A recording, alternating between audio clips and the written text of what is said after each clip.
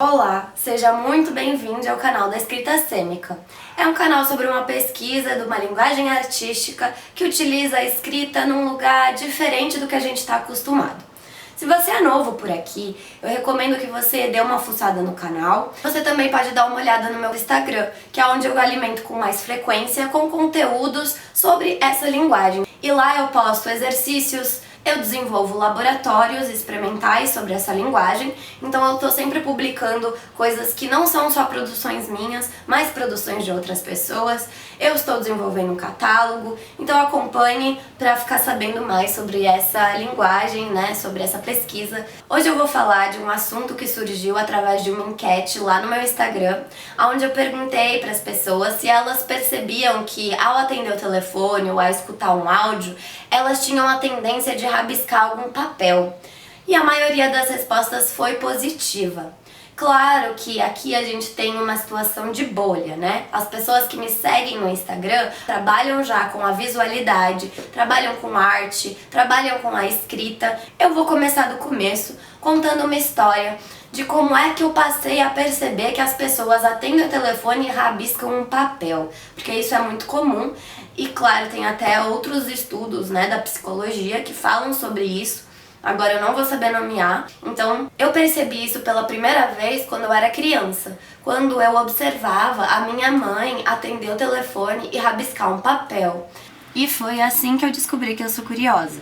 De tanto querer saber por que a maioria das pessoas faz isso, eu acabei aprendendo que a gente começa a desenvolver coordenações e habilidades por causa de uma ligação chamada sinapse. É da sinapse que vem o impulso nervoso. Nos vertebrados acontece uma junção química entre neurônio e célula-alvo.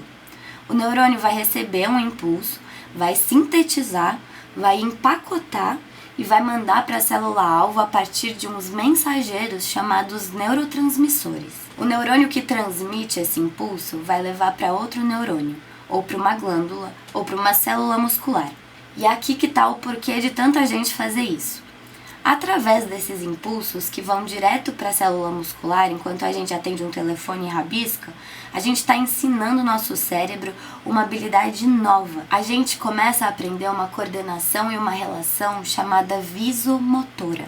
Mas o que é essa relação visomotora, É um tipo de coordenação que a gente aprende durante a vida. É uma habilidade que deriva da conexão dos nossos olhos com a nossa mão. E isso acaba se desenvolvendo muito porque tudo o que a gente faz na nossa vida tem relação direta de observação e atuação. Lavar louça, secar louça, tomar banho, fazer comida, limpar a casa. O que acontece? Os nossos olhos têm por função organizar e perceber o espaço ao nosso redor. Aí os nossos olhos são a primeira coisa que decodificam o espaço onde a gente está. A gente percebe o espaço e a partir daí a gente insere o nosso corpo nesse espaço. Já sabendo que a cadeira tá aqui, então eu não vou tropeçar, que o armário tá ali. Isso vai se adaptando conforme o nosso corpo vai crescendo.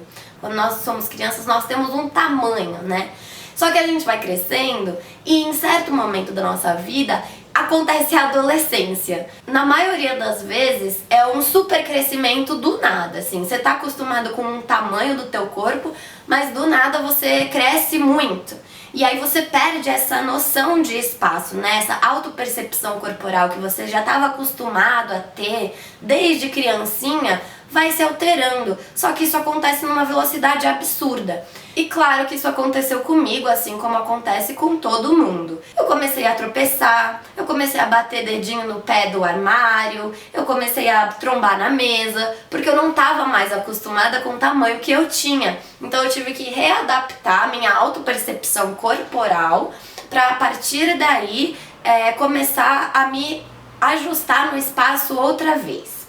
A dança é uma habilidade que ajuda demais nessa autopercepção. Mesmo que você tenha vergonha de dançar ou que você ache que você não consegue dançar, eu recomendo fortemente que todo mundo dance. Porque o equilíbrio, a espacialidade, o deslocamento são coisas que ajudam não só na nossa percepção corporal, como na nossa comunicação com o mundo, com a nossa percepção de escuta, autoescuta e escuta do outro. E a dança é um caminho muito certeiro para que isso possa acontecer, né? Eu sempre dancei, sempre gostei muito de dançar, e conforme eu fui desenvolvendo outras habilidades visuais, eu fui adequando as duas coisas para acontecerem simultaneamente.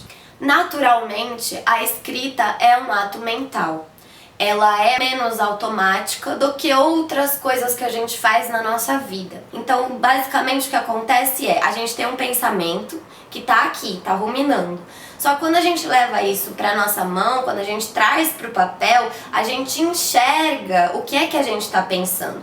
Então, quando a gente tá escutando algum áudio, quando a gente tá conversando com alguém, ou quando a gente tá no telefone, o que está acontecendo na verdade é que a gente está elaborando a resposta que a gente vai dar para o outro através do movimento da mão. E isso porque se a gente deixa o nosso pensamento só na cabeça, a gente acaba racionalizando demais e isso às vezes pode bloquear o nosso corpo. Como eu comentei no vídeo anterior, que eu vou deixar aqui em cima, eu atrelei a pesquisa da escrita sêmica com as práticas somáticas, que tem total ligação com a liberação energética do nosso corpo, né?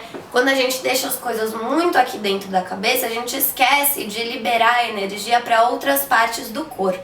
E como a escrita é um ato mental mais do que mecânico, isso ajuda o pensamento a meio que passear pelo nosso corpo, sabe? Existem algumas formas da gente entender como é que isso funciona. Nosso pensamento tá aqui e ele vai caminhar literalmente pelo nosso braço até chegar na nossa mão e a gente vê o que a gente estava pensando, que vai ajudar a gente a organizar os nossos pensamentos. A outra forma de entender o movimento desse pensamento é perceber que quando a gente está escrevendo no papel, a gente está sentindo o que a gente está pensando. Se, por exemplo, eu for escrever sobre uma memória, eu não vou escrever exatamente o que eu lembro daquilo. Eu vou escrever essa memória a partir da sensação que isso traz para o meu corpo. Posso sentir meu coração batendo mais rápido, um frio na barriga, um nó na garganta. As nossas lembranças estão lá no nosso pensamento, só que elas têm um monte de energia dentro delas, né? É muito diferente do que acontece se a gente digitar o que a gente está pensando, por exemplo. Porque o teclado faz com que a nossa escrita digital seja um pouco mais automática. Os signos, né, as letrinhas, elas já estão ali dispostas no teclado, tanto no computador quanto no tablet, no celular. E aí a gente nem precisa saber aonde é que tá as letras para digitar, porque o cérebro já decorou onde estão essas letras. Então eu só vou escrever exatamente o que eu já sei que eu vou escrever. Quando a gente está usando a mão para escrever, a gente pode sentir outras coisas através do movimento, que não fica ali blocado só na digitação de dedos. A gente ativa outros movimentos enquanto a gente usa a mão para escrever. A partir do movimento, as energias elas se auto-organizam dentro da gente. Para terminar isso tudo que eu tava falando, até já ficou de noite, hoje eu vejo a escrita como quase tudo que a gente faz. Por isso mesmo que eu comentei sobre a dança, porque pra mim dançar também é escrever algo, sabe? Não é uma coisa que precisa de palavras, não é uma coisa que precisa de símbolos, é uma linguagem que só precisa que o nosso corpo esteja disponível para canalizar esse movimento e parar de deixar tudo tão preso na nossa cabeça, porque a gente tende a fazer isso, né? A sociedade ensina isso pra gente o tempo inteiro. E quando a gente passa a articular de outras formas, a gente consegue liberar outros tipos de energia, fazer outras conexões, aquilo que eu comentei sobre a escuta, sobre a troca com o outro, fica muito mais simples de ser articulado. Então é algo que realmente afetou muito tudo que eu faço. Eu tenho preferido fazer coisas maiores porque eu preciso englobar todo o meu corpo, né? Eu cheguei num estágio em que o movimento da minha mão não é mais suficiente para eu liberar todas as energias que existem e passeiam dentro de mim. Eu passei a precisar do meu corpo todo. Então essa tela aqui, por exemplo, foi a primeira vez que eu percebi que era o meu corpo inteiro que precisava extravasar tudo que eu tava sentindo. Tava me percebendo muito bloqueada emocionalmente, então eu quis saber como é que eu conseguia preencher essa tela inteira quase só mexendo as minhas mãos. E a partir daí muitos leques se abriram, muitas outras coisas começaram a alimentar toda essa pesquisa que eu venho fazendo ao redor da escrita sêmica. Porque se você for ver o vídeo que eu vou deixar aqui em cima, a escrita sêmica não tem regra. As pessoas que desenvolveram esse termo, que estão desenvolvendo essa linguagem, acreditam que qualquer regra que a gente coloque para alguém fazer algo necessariamente restringe a linguagem. Então é muito importante a autopercepção no descobrimento e dos desenvolvimentos, das pesquisas em escrita sêmica. Me acompanha porque em breve eu vou abrir novas turmas dos laboratórios de escrita sêmica e tudo isso que eu tô falando aqui nesse canal é o que eu proponho pra gente descobrir junto. Porque eu não acredito que eu seja a dona do saber, muito da somaterapia e da Gestalt e das outras coisas que eu atrelo à escrita sêmica falam sobre essa inexistência de alguém que sabe mais e alguém que sabe menos. Por isso eu desenvolvo laboratórios e não aulas. São coisas que a gente alimenta em conjunto, que a gente vai descobrindo nas coisas que a gente escolhe movimentar na nossa vida. No encontro, no acontecimento. É isso. Espero que vocês tenham gostado desse outro vídeo, dessa relação visomotora. Gostaria que vocês comentassem aqui embaixo se vocês conheciam isso, se vocês gostaram de saber dessas coisas.